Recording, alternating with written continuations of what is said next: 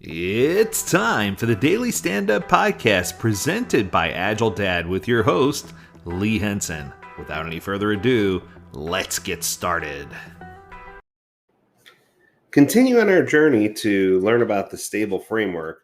I wanted to talk to you today about continual improvement. So, the first goal of any organization is to deliver exactly what the customer wants. Measuring customer satisfaction levels and observing customers using a product or service provides immediate feedback on how well the organization is meeting its customers' needs. The problem is that the customer's needs change over time, sometimes quite frequently. So market trends evolve, technologies improve, competitors emerge, and many other dynamics impact a customer's reality over time. For this reason, a relentless survey and observation is required to be sure that the company is continually servicing its customers accurately. Some improvements can be made by the suppliers to a value stream. Any suggested improvements to process inputs should be communicated upstream to the process suppliers. This requires a healthy dialogue between a process operator and its process suppliers. In addition, while companies are delivering value to their customers, they must also be reducing the hidden factory through relentless continual improvement. Organizations with the smallest hidden factory are naturally the most competitive. Learning mechanisms are needed to facilitate these continual improvement trends within an organization. Customer satisfaction surveys, observations, supplier dialogues, measurement, retrospectives, root cause analysis, experimentation, failure, and learning from the past are all part of continual improvement. And all of these activities produce knowledge that must be fed back to into our process controls, making the systems more efficient and effective over time. Okay, so that's a good kickoff, but I want to talk to you about the myth of continuous improvement. The only way an organization can be a real learning institution is by preserving institutional knowledge. Without doing this, the same improvements will continually be forgotten and then rediscovered by a different operator over time. So some lift is achieved by the discovery, but the information inside the people's minds is not written down and remains as tribal knowledge. As soon as they leave the organization, that knowledge leaves with them. The next operator has to start all over again, rediscovering the same improvements at a later time, and thinks that they're making forward progress when in fact they're just rehashing the same thing that happened before. So, therefore, it's important to distinguish between sustained continual improvement, which is a key to excellence, versus only continual improvement, which is actually a myth. So, sustained continual improvement must be systematized, which means organized into knowledge, which gets stored and improved over time. Important information, lessons learned, process improvements should be stored and updated in a configuration management system. We call this process control information.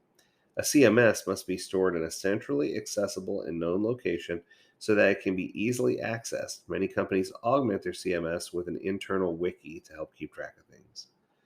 So, quality programs require training on how the program works and training on the complex assets the operators will be using while working within each process. Training should be logged, and periodic retraining may be required every 6 months or perhaps annually. Employees new to the program should be trained, and anybody caught not following a quality system should be required to repeat the training. So it's one of those things where if you're trying to do sustained continual improvement, you need to make sure you're focused on getting people on board and keeping them on board. Let's talk for a second about non-conforming product management. Another component of a formal quality program is a list of consumer reported issues with a product or service. In IT, this list is typically created by a service desk. The service desk should be separating individual issues from repeating issues and bringing the repeating issues to the attention of engineering or operation teams as needed. The service desk, if equipped properly, can become a central portal for existing customers to interact with the organization. A good service desk can make a poor product passable. A bad service desk can make a great product suffer mightily. While the service desk can care for minor issues and configuration problems, more serious issues should be forwarded to a CCAPA (CAPA) committee for triage. The CAPA is an acronym for correction, corrective action, and preventative action. The CAPA committee decides how the identified problems are prioritized for rework and should be staffed by a representative from engineering, operations, implementation, and a service desk. The Kappa committee should meet regularly, and in some cases, such as just after a major release, they should meet almost daily. So for me, when I'm talking about that, that makes a lot of sense. When we're talking about Kappa and talking about checking changes and talking about correction and corrective action and preventative action, these are things that need to happen. But I also want to point out that it keeps emphasizing this group that is getting together to help resolve issues and help figure things out and to help triage and help make sure we're pointing our product in the right direction. And I think that this, in my mind, is talking about the Po Bafata. So this refers back to the Bafata, which I think is really interesting. So it definitely has its tie back into Agile. So the last topic here is the incident and avoidance register. It says the incident and avoidance register, often called the incident register, is a tool that's used to indicate how much hidden factor your environment has and how much progress your team has made in eliminating it. Measured in months or quarters, the first part of the register is titled Incident List, and it shows any repeatable process which had to be executed more than once because something did not go right the first time. This list can be quantified into hours and monetized within the amount of per month or per quarter of hidden factory inherent in the environment. The second part is the register, called Incidents Avoided.